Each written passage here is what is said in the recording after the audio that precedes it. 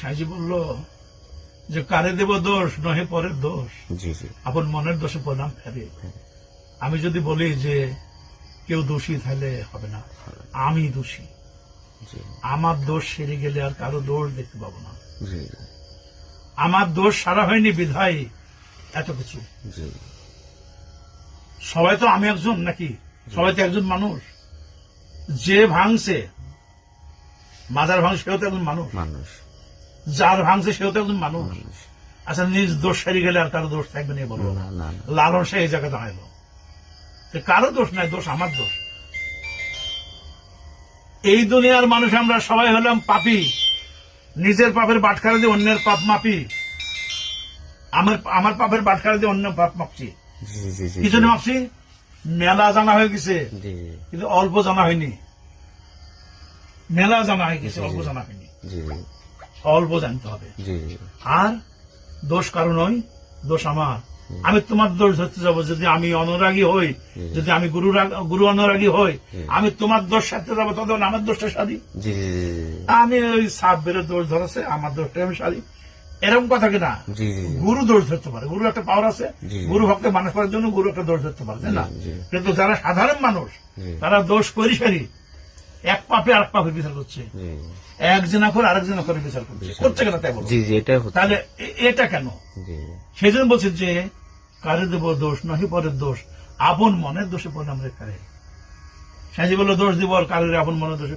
বহু কালামে সাজি কথা বলেছে জি যে নিজের দোষ সারতে পারলে অন্য কারো কেউ মানে আমাকে কেউ কিছু বলতে আসবে না।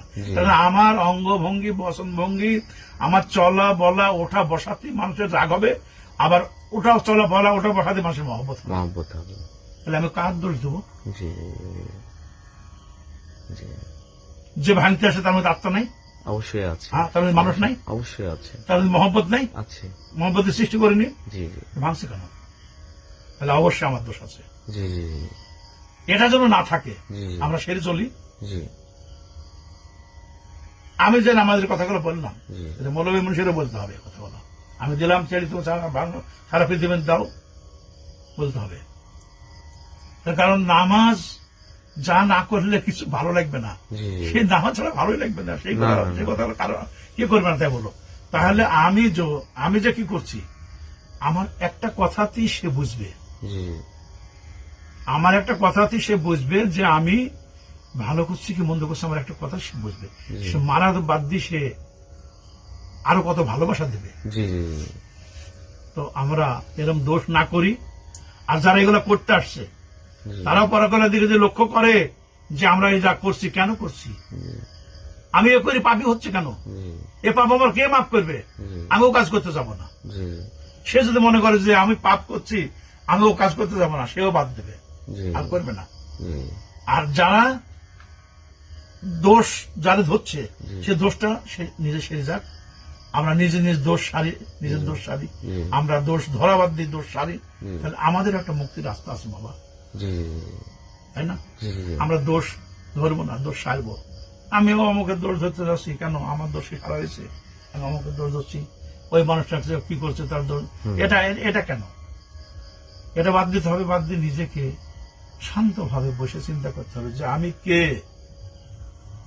আমি ছিলাম কোথায়, আমি আছি কোথায়, আমি যাব কোথায়। আমি তো ছিলাম না, আমি আছি। আমি যখন যাব তখন আমার কোন শক্তিতে আমাকে ঠেকাতে পারবে না। কে নিয়ে যাবে? যে নিয়ে যাবে, আমাকে যে নিয়ে যাবে, আমি কাকু আর কোনোদিন দেখতে পাবো না, আমাকেও আর কেউ দেখতে পাবে না। তাহলে আমি হারাই গেলাম, চলে গেলাম, এই দেশ থেকে চলে গেলাম, তাই না? কোথায় গেলাম? সেই সময় কি আমার বংশের জোর আছে, লাঠি ফালা আছে, ঠেকাতে পারবে?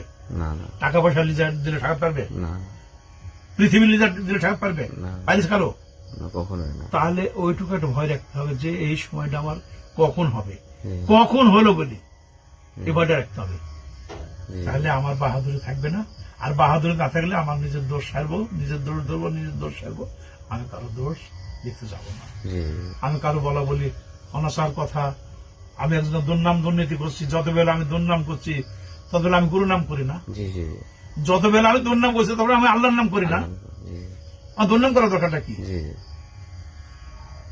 তাহলে আমরা সংশোধন শোধন হবে। সাধু সাধু। অসাধ্য সাধনা করে যে শোধন হয়েছে সে হলো সাধু। এটি হলো সাধু। জি জি অসাধ্য সাধন জি।